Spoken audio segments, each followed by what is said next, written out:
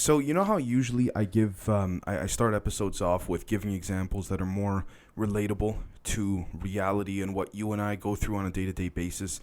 This time around, I'm going to give an example that's a little more, I guess we could say radical, but think about being an engineer or someone of the sort, and you've been given access into a deep underground military base, okay? Now here's the thing, because of how compartmentalized everything is, you don't really know what's going on. You have an idea, but you're making great money, which also tells you that you're being quietly and subliminally told to keep quiet because of the money. You head into this certain base in a particular park that unfortunately I can't mention publicly for a number of reasons, but if you check out Patreon, I can talk about it because of the privacy, like less privacy restrictions. But anyways, you head to a deep underground military base under a particular national park.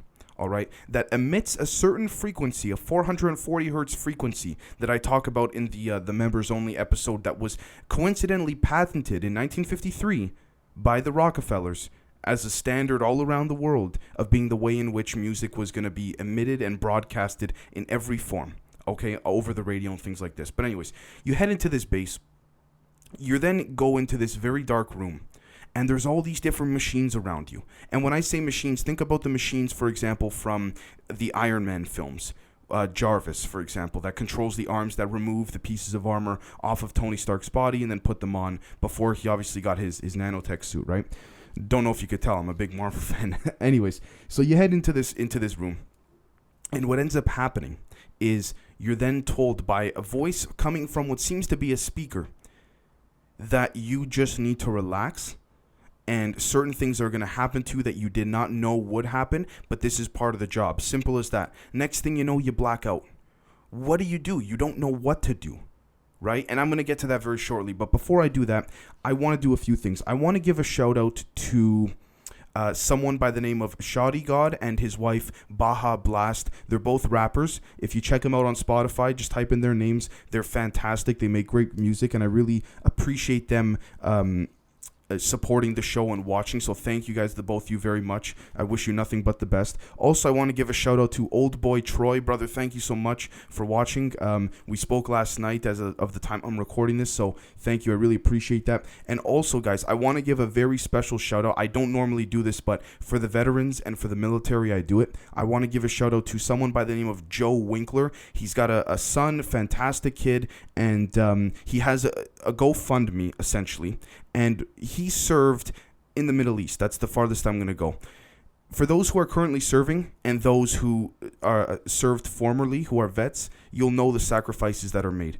If you can, guys, and I say this because I really care for the guy and he's a great guy, please, if you can, donate a chip in to help him. He made a tremendous sacrifice mentally, spiritually, physically to keep people like you and I safe. It's because of you guys, as I'm sure you guys who are watching too, vets that are currently that are not serving and ones that are currently serving. Each and every one of you make sacrifices that allow me to do what I do, and that allow you guys to be free to watch this. So please, if you can, Joe Winkler, it's in the description of the of today's episode in the video. So please, thank you very much. Now, let's jump into it. Project Gleam. Okay, now first off, I want to jump into some of the most important parts of it. But we first have to dissect the psychological aspect of it. So let's take a look. Project Gleam was initially a continuation of Project Aquarius, which was initially a continuation of the Majestic 12 or the Majority 12 under President Eisenhower, all right? Some of the best military contractors, scientists, you name it, okay? These were the best of the best that were trying to reverse engineer certain craft. And I'll get to that in a second, because you might say, Dave, what does this have to do with deep underground military bases? Well, if we take a look at the Rockefeller patents that have been filed, okay, what we're going to find here is that the Rockefeller patents emit a certain frequency, 440 hertz, and for those that are members, you'll see this mentioned in the members only episode as well, but we go into way more depth. Anyways, the interesting thing here is that 440 hertz is the same frequency being emitted in this room that you're put into as an engineer working in the deep underground military base. Why? 440 hertz is known to actually, in many different ways, in a vibrational brain way, Brain as in B-R-A-N-E, not like your mind. Suppress the consciousness, suppress the soul. The soul is more important than the physical body. So this frequency is being emitted, and because of how silent and how isolated this room is, you know it's got some padding around this room. You just don't know how much. You don't know what it is. And then you have these machine arms coming towards you. And right before they hit you, they touch you, you pass out. And the next thing you know, you wake up and you're not even in the deep underground military base. You're at an Air Force base right down the road. And everything's going fine. And it's like, all right, the procedure was done. You just so happen to faint and pass out. Yeah, B.S. Now, let's jump into it. So, Project Gleam, okay, was a continuation of Aquarius, which then became MJ-12. But if we look now, all you got to do is type in Project Gleam, Gleem, and you know what's going to come up? The Gleam Project, Gleam. All right, using big data, gleamproject.org, using big data and computational modeling to fight infectious diseases, end quote. Now, I'm not trying to, disrespect this particular organization or company, but see how ironic it is that before COVID, and this is not a COVID episode or a political one, but before COVID, if you typed in Project Gleam, Gleem or Gleam, you found way more results, okay, having to do with the Majestic 12 and the deep underground military bases and things like this. Now, that's just the psychological warfare aspect of it, because, if you search it up and then you find this, immediately you think, oh, well, there's nothing there, right? No, there's no way. It can't be. Anyways, let's move on. So, the interesting thing about giving you guys an insight on bibliothecaplates.net is the in-depth reporting and the in-depth indexing that's done here. So, according to Collective Evolution, and I quote, an in-depth look into who really controls the government, the deep state, right? Now, let's take a look, for example. When we say the deep state, because this comes down to perception, and this is going to come full circle to the deep underground military bases, you'll see.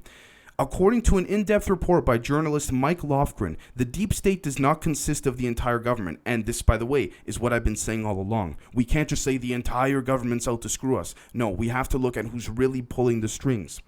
It is a hybrid of national security and law enforcement agencies. True, right? And even then, there's still a darker aspect to it, but we'll get to that in a second. The Department of Defense, the Department of State, the Department of Homeland Security, the main one, the Central Intelligence Agency, the CIA, and then the Justice Department. Now, these are certain factions of deep agencies that have deep intrinsic connections with the military-industrial complex. But what's also very interesting is that what they don't mention is NASA.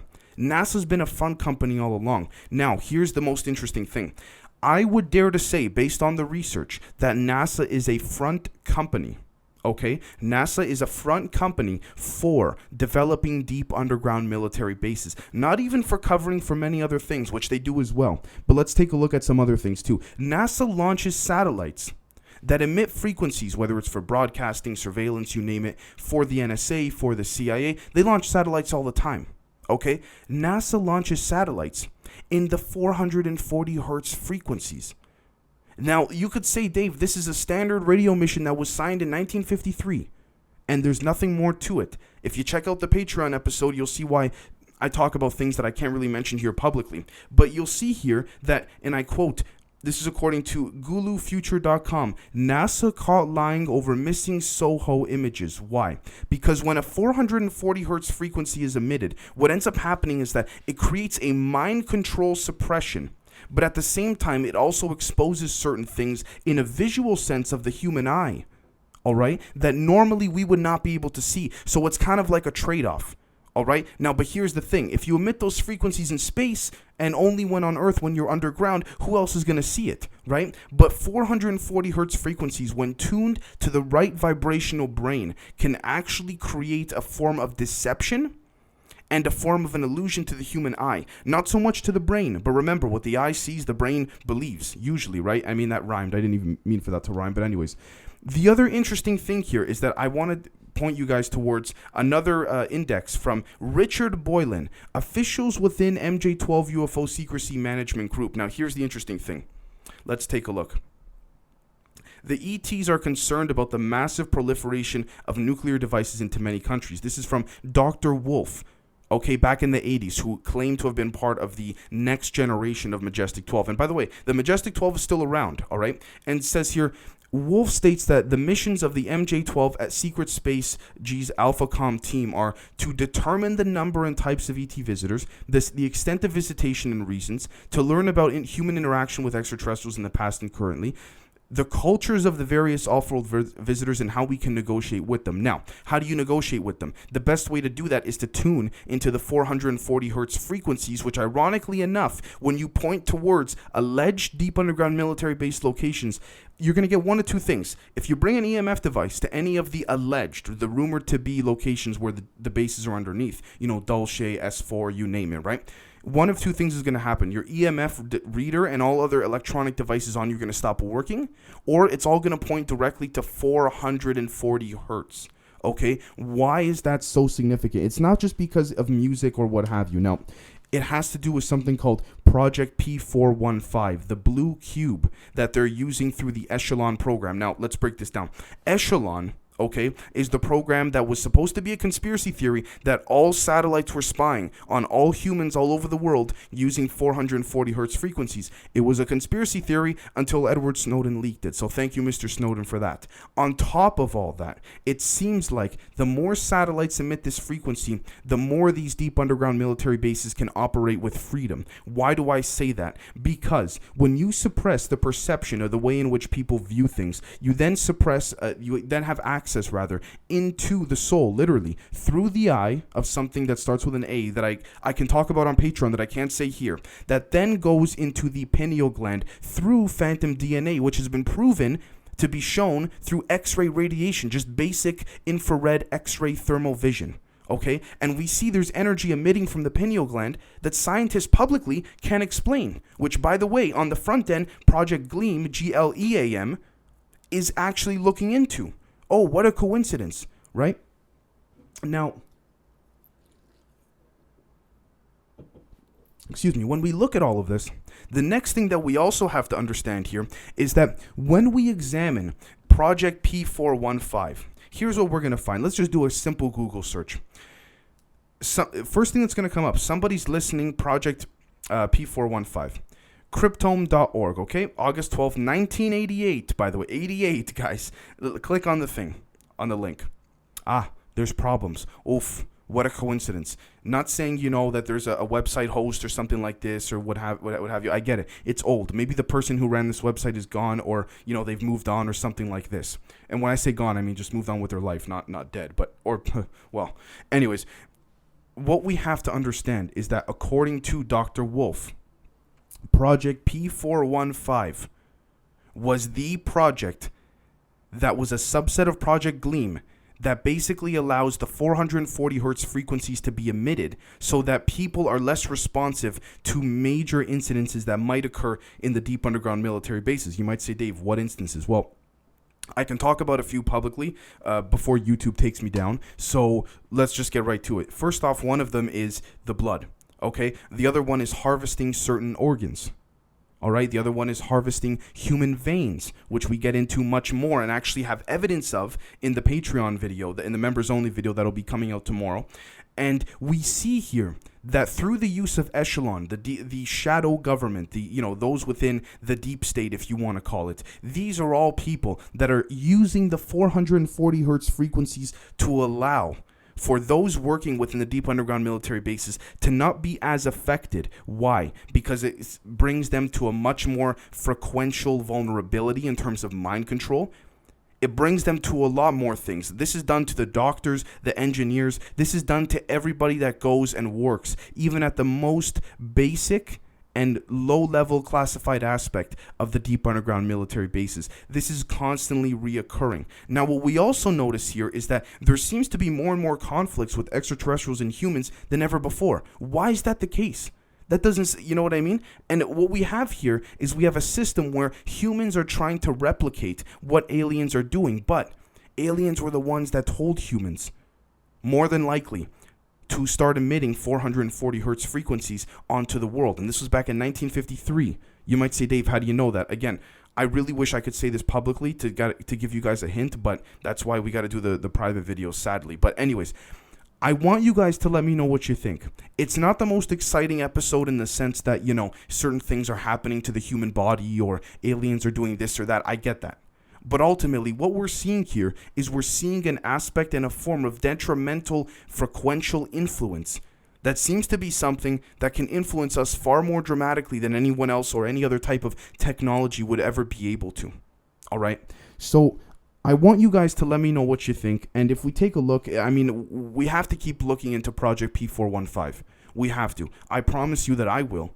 I'll keep looking. But again, there's certain things that are public, and then we have to learn about the private end, right? I mean, for example, if I could say very quickly, Dr. Wolf also mentioned that he tried to look into Project P415 back in the late 80s, early 90s, and he had the right connections to do so. And he was part of the MJ12, so he knew about the existence of extraterrestrials. And when he went to a particular department, which I don't want to say because I don't want to give up too much, protected information. He went to a certain government department to ask about the details of Project P415. This is a guy who knows about aliens, by the way, like confirmed. They wouldn't give it to him. They said it's going to cost you 15 grand USD back in the 80s. So do with inflation, do the math out of your own pocket. And even then, we can't promise you that we're going to provide you anything that you want to know. Oh yeah, there's nothing to hide here. It only costs you 15 grand, which is probably like 30, 40 grand today. No, there's nothing to hide. Don't worry about it. Yeah, no, just pay me 30 grand, and then maybe I'll give you something. Even then, I can't promise you, because you might not have the clearance. But yeah, you know about extraterrestrials. You see the layers in which this is being hidden, guys? This is the compartmentalization, of the deep underground military base infrastructure, okay? So I want you guys to let me know what you think, and we'll catch you guys next time. Cheers.